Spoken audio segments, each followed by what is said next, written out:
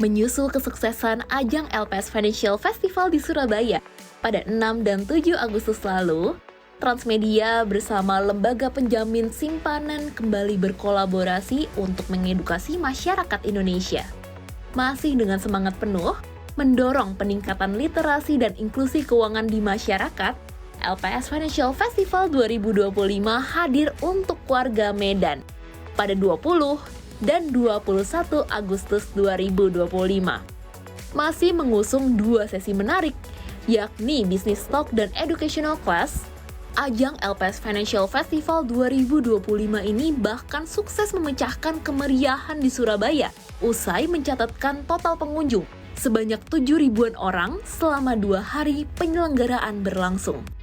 Animo yang tinggi ini pun sukses diraih, meski pada hari kedua penyelenggaraan, cuaca di Medan terpantau mendung dan sempat turun hujan yang lebat. Kendati antusias masyarakat Medan tak lantas luntur. Sebaliknya, sesi Business Talk dan Educational Class tetap terpantau ramai peserta atau penonton. Pembicara yang hadir di sesi Business Talk di LPS Financial Festival 2025 ini tidak kaleng-kaleng. Mulai dari Gubernur Sumatera Utara Bobi Nasution, Wali Kota Medan Riko Triputra Bayuwaas, Bupati Deli Serdang Asriluddin Tambunan, hingga Ketua Dewan Komisioner LPS Purbaya Yudi Sadewa. Anggota Dewan Komisioner Bidang Program Penjaminan Simpanan dan Resolusi Bank LPS Didik Madiono, hingga Founder and Chairman Citicorp Khairul Tanjung. Selain itu, kalangan profesional banker, akademisi, asosiasi, hingga pengusaha lainnya juga hadir meramaikan sesi Business Talk di Medan ini. Terdapat Direktur Network and Retail Funding BRI Aquarius Rudianto, Director of Operation Bank Mandiri Timothy Utama, Direktur Penjualan dan Distribusi Bank Syariah Indonesia atau BSI Anton Soekarna, Direktur Wholesale Transaction Banking BSI Zaidan Novari, Direktur Utama Inalum Melati Sarnita, Ketua Kadin Sumatera Utara sekaligus Komisaris Bank Sumut Firsal Ferial Mutiara. Medan kami pilih karena merupakan salah satu pusat perekonomian terbesar di luar Pulau Jawa, sekaligus salah satu pintu gerbang ekonomi di kawasan Barat Indonesia. Dengan potensi ekonomi yang demikian besar, kami pikir masyarakatnya termasuk generasi mudanya juga harus dibekali dengan literasi keuangan yang baik. 2 minggu lalu, kami sudah melaksanakan LPS Financial Festival di kota Surabaya. Antusiasme masyarakat saat itu sangat luar biasa, dengan total peserta yang hadir mencapai lebih dari 8.000 peserta. Ternyata minat masyarakat terhadap acara yang bertema literasi keuangan begitu besar di daerah-daerah, apalagi bila dikemas dengan cara yang lebih ringan dan sederhana. Maka dari itu, saya harap kita dapat memanfaatkan LPS Financial Festival hari ini dengan sebaik-baiknya. Saya lihat banyak sekali mahasiswa yang masih muda-muda yang hadir di ruangan ini maupun di ruangan 2 dan 3 tadi. Kelihatannya teman-teman mahasiswa pengen cepat kaya semua ya. Karena emang pengetahuan finansial merupakan kunci untuk menjadi cepat kaya seperti Pak Khairul Tanjung nanti.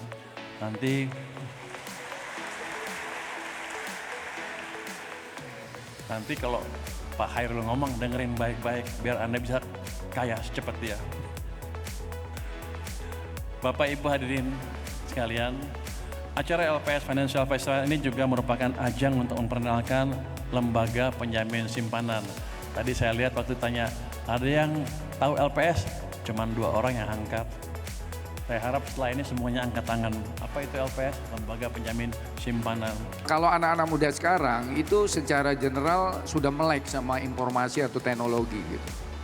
Tapi kalau dibanding dengan literasi inklusi keuangan, itu yang Gen Y sama Z itu masih kalah sama Gen X gitu di antara umur 40-an. Ya, kenapa demikian? Karena sebenarnya di dalam day to day activitiesnya kita cenderung terdorong ke pola konsumtif. Gitu. Kita lihat iklan-iklan segala macam itu butuh ketahanan mental kita itu supaya kita nggak terdorong dengan yang konsumtif. Konsumtif boleh, tetapi mesti ada porsinya. Yang kedua, kita kurang mampu menerjemahkan ini kebutuhan atau keinginan gitu. Digital banking ini memang mempermudah hidup kita. Kita nggak perlu datang ke bank, semua transaksi bisa dilakukan melalui smartphone kita. Tapi yang tadi disampaikan oleh bapak-bapak dari BRI Mandiri maupun BSI, keamanannya harus terjamin. Nah itu yang kita termasuk dari kita sendiri sebagai pengguna. Jangan gampang memberikan PIN ke orang lain, kemudian password ke orang lain, atau tiba-tiba ada orang hubungin, ada OTP masuk, dikasih tahu, ternyata rekening kita udah dibobol. Tadi juga jangan gampang juga membuka lampiran attachment APK yang tiba-tiba kalau kita buka, orang lain itu bisa mengakses apapun data pribadi di HP kita. Nah, itu sesuatu yang ini kita sendiri juga barangkali perlu juga semakin giat untuk literasi keuangan udah naik, tapi literasi digital masih ketinggalan. Itu teman-teman mungkin di daerah-daerah itu tadi yang dengan gampangnya oleh orang terkenal dianggap itu dibuka segala macam, akhirnya jadi bobol rekeningnya. Soal bagaimana membagi waktu, membagi prioritas, tadi saya sudah katakan, kalau mau berhasil harus kaki jadi kepala, kepala jadi kaki. Pertanyaannya, apa ada yang harus dikorbankan? Tidak ada. Anda harus sekolah dengan baik, lulus dengan nilai istimewa, dan usaha Anda juga harus sukses. Berarti apa? Ada pengorbanan di dalamnya. Apa pengorbanannya? Waktu, tenaga, pikiran. Ya, mungkin Anda nggak punya waktu main, mungkin waktu tidur Anda kurang, ya, mungkin Anda tidak punya waktu untuk scrolling TikTok, ya. That is the life, ya. Nggak ada kesuksesan secara persuma, ya. Tadi sudah ada di film itu, kesuksesan itu tidak seperti membalik telapak tangan. Dia harus diperjuangkan, ya. Tidak mudah, ya, dengan keringat, ya, air mata. Sometimes perlu juga dengan darah. Jadi untuk anakku tadi tidak ada ya prioritas. Dua-duanya prioritas dan Anda harus rela berkorban untuk kesuksesan Anda. Jadi kalau kita pengen buka bisnis yang penting tuh harus ada planningnya dulu. Ya. Jadi kalau buka bisnis kita bicara bisnis plan itu kita ada target marketnya. Ada biaya modalnya. Ada cash cycle-nya, jadi cash to cash cycle-nya kayak apa? Jadi kayak berapa lama uangnya untuk satu produk itu berapa lama. Nah, jadi yang kalau kita bisa bicara bisnis plan-nya, nanti kayak tadi ya pertanyaannya, kalau nggak laku gimana? Nah itu kalau di bisnis kita bilang resiko, mitigasi resikonya seperti apa. Ya, saran saya belajar lebih baik lagi, ya, back to school, learning faster, karena bisnis itu nggak cuman jual habis itu nunggu. Tapi ada marketingnya, ada cara penjualannya, ada target orang-orang yang akan belanja. Hal-hal kayak gitu harus masuk dalam sebuah bisnis plan yang baik. Pada ajang LPS Financial Festival 2025 ini pun terdapat hal menarik, yakni Ketua Dewan Komisioner LPS Purbaya Yudi Sadewa yang terjun langsung meramaikan sesi educational class. Namun bukan sebagai narasumber, sebaliknya menjadi host acara dan mengulik pengalaman menarik dari Raline Shah selaku aktris dan staf khusus Kementerian Komunikasi dan Digital atau Komdigi. Kak Raline, kamu termasuk orang yang hemat enggak sih? Dan kalau iya, biasanya cara hemat ala Kak Raline itu seperti apa ya? Benar.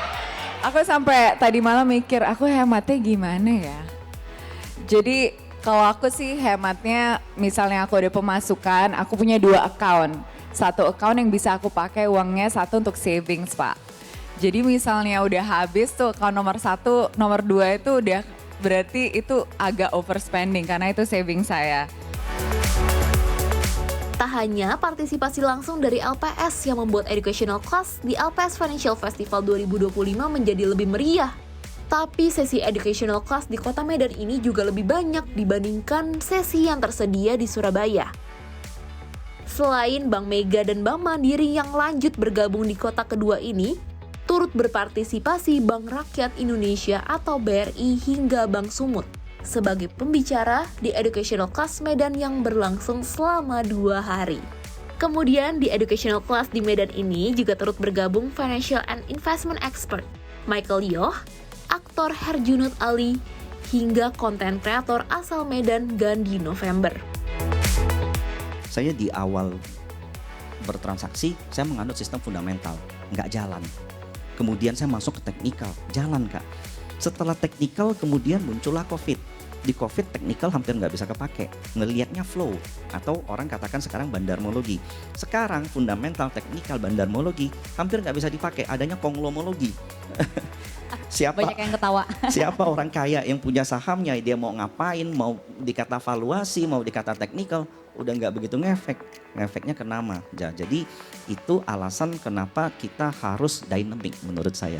Di bursa saham, kalau seandainya ada sebuah value yang kamu pegang, saya sampai saat ini, kalau teman-teman orang-orang sekitar saya nanya, seberapa paham kamu sama dunia saham, saya jawab tidak lebih dari 10%.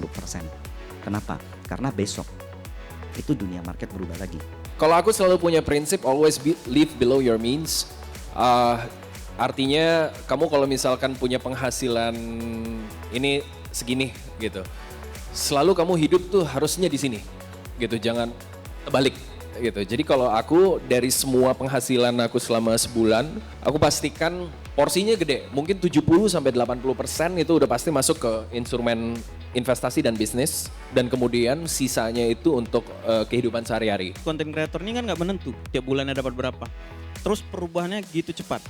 Dulu kami yang main YouTube sangat-sangat yakin kalau kami ini akan bertahan lama dengan AdSense itu ya. Tapi setelah digempur artis-artis terus corporate yang udah main YouTube yang pasti senjata mereka lebih besar ya ibaratnya gitu kan.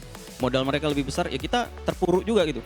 Akhirnya kita harus sesuaikan diri kita ke platform yang lebih lebih gampang gitu, kayak misalnya TikTok sekarang. Sekarang TikTok pun itu bukan cuma jadi konten kreator loh. Kalian bisa jadi TikTok affiliate. Sekarang ada fitur namanya TikTok Go, tahu nggak? Tahu ya TikTok Go ya. Jadi TikTok Go itu kalian nanti datang ke merchant-merchant yang terdaftar, kalian akan dapat komisi. Walaupun kalian nggak punya belum punya followers yang banyak, kalian bisa dapat views yang gede karena ini lagi di-push sama TikTok. Jadi manfaatkan itu. Affiliate pun kayak gitu. Affiliate itu nggak mempengaruhi dari jumlah followers kalian gitu. Tapi seberapa sering kalian upload konten gitu sih. Aku selalu bilang uang itu energi yang limitless. Bagaimana kita bisa menangkap uang ini? Harus dengan kasih sayang, harus dengan passion, harus dengan rajin, disiplin, integritas. Karena uang itu suka dengan hal-hal seperti itu. Kerajinan, disiplin, integritas. Aku udah catat sih tadi. Dan juga knowledge dan spirit of collaboration. Jadi kalau misalnya kita ngambil kursus untuk menaikkan emotional intelligence kita, bagaimana kita bisa berkomunikasi dengan orang lain, otomatis dengan kita berkolaborasi dengan baik, bisa lebih baik lagi berkolaborasi dan komunikasi, kita bisa kerja dalam banyak hal, dalam organisasi lebih positif. Di film apalagi ya, di film itu nggak ada yang bisa bikin film sendiri Mbak. Jadi kalau misalnya kita meningkatkan emotional intelligence kita, otomatis ya banyak yang ngelihat value kita dalam sebuah tim. Ya, di tengah hiruk-pikuk aktivitas warga di Kota Medan, Sumatera Utara, harapannya penyelenggaraan LPS Financial Festival 2025 di Medan dapat memberikan beragam insight dan bermanfaat bagi masyarakat luas.